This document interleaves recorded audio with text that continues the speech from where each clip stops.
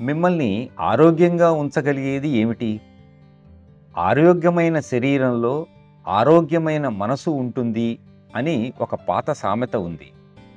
దీని విపర్యయం అంటే అటు నుండి ఇటు మాత్రం నిజం కాదు. అలా అయితే బరువులెత్తే ఈ పహిల్వానులు అందరూ గొప్పవాళ్ళై ఉండేవారు. మనసే నీ ఆరోగ్యానికి మూలం. మానసిక ఆరోగ్యానికి, శారీరక ఆరోగ్యానికి, అన్నింటికంటే ముఖ్యంగా నైతిక ఆరోగ్యానికి కూడా అదే మూలం.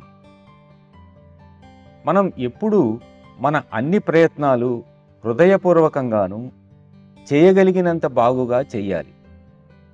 మన హృదయం కృషి సంపూర్ణంగా ఉండాలి. మనల్ని అర్హులుగా తయారు చేసుకోవటానికి మార్గం ఇదే. ఎటువంటి ఫలితాలు వచ్చినా స్వీకరించాలి. ప్రాపంచిక జీవనంలో లాలస మరిచిపోయి మన కర్తవ్యాన్ని సాధ్యమైనంత చక్కగా నిర్వర్తించి లభించిన దానిని స్వీకరించాలి.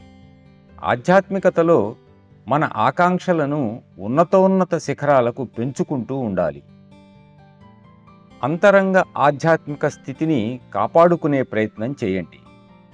నీ అంతరంగ స్థితిని ప్రతిబింబించే విధంగా నీ భౌతిక జీవితాన్ని కూడా మలుచుకోవాలి.